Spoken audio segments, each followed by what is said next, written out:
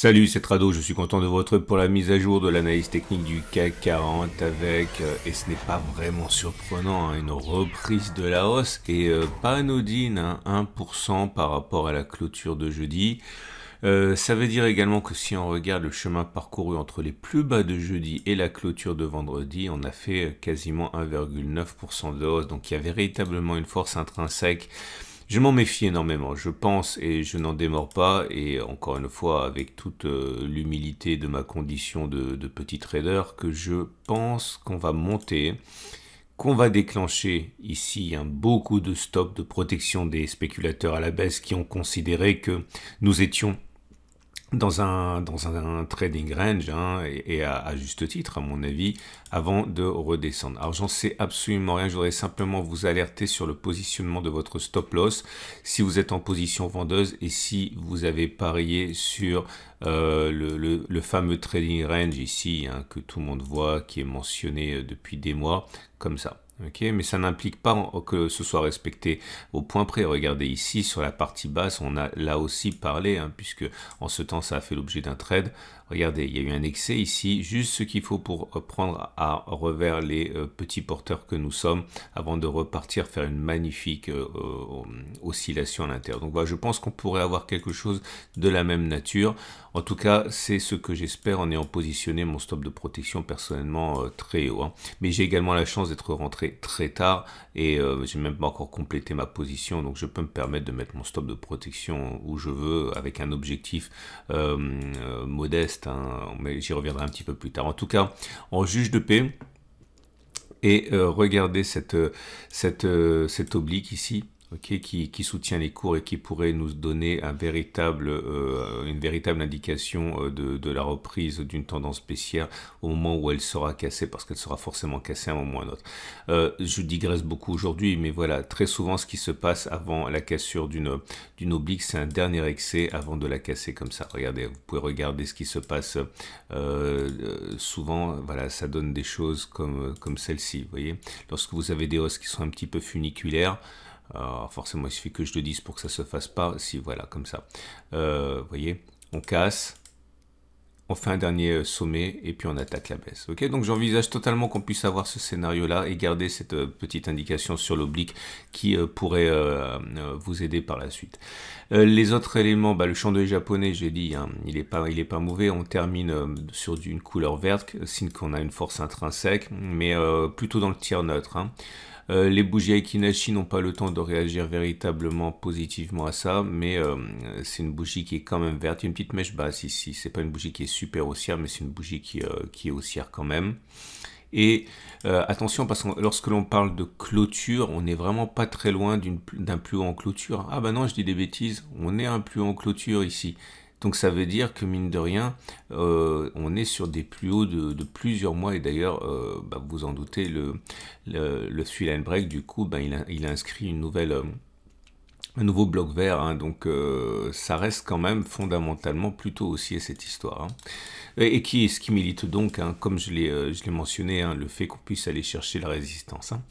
Les éléments techniques, la moyenne mobile à cette période, elle est ascendante, on est au-dessus de la tendance immédiate et haussière, d'ailleurs elle joue son rôle de support dynamique. La moyenne mobile à 20 périodes est haussière, la tendance générale est haussière. La moyenne mobile à 50 jours est haussière, la tendance de fond est haussière. La moyenne mobile à 200 jours et en dessous des cours, donc la tendance de long terme est haussière.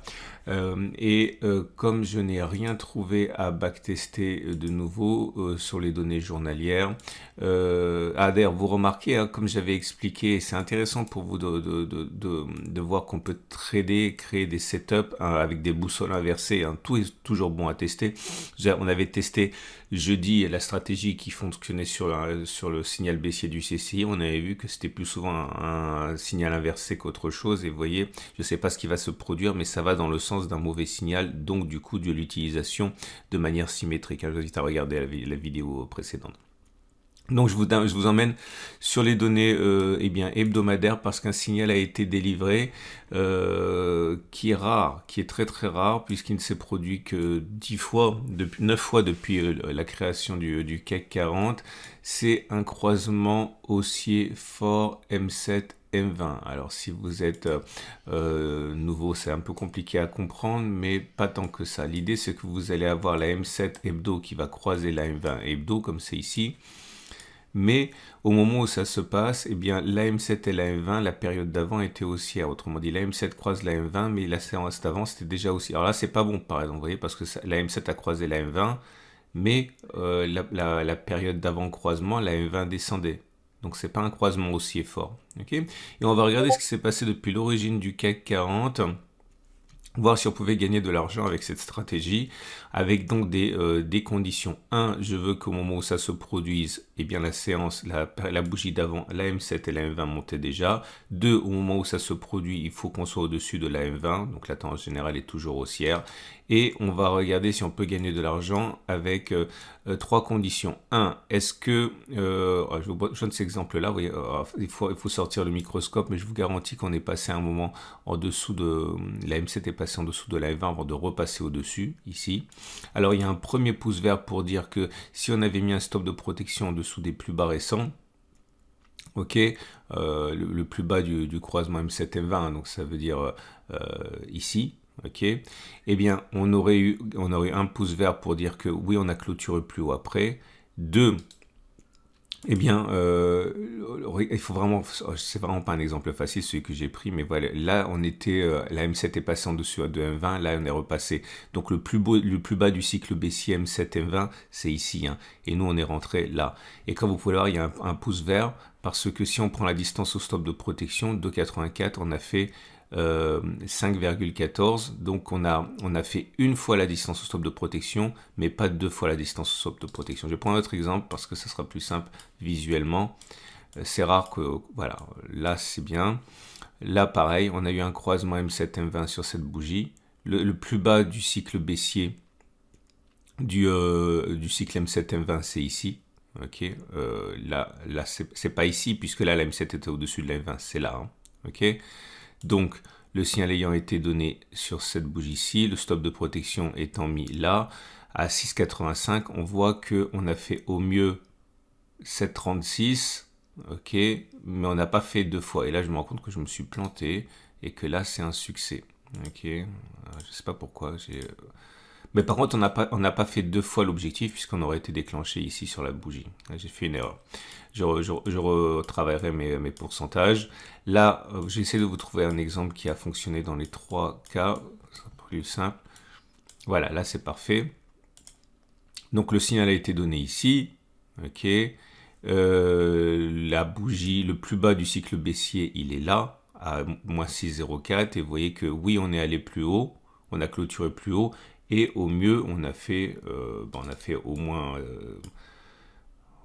voilà, je vous montre ici, voilà, on a fait au moins 4-5 fois l'objectif. Hein. Donc voilà.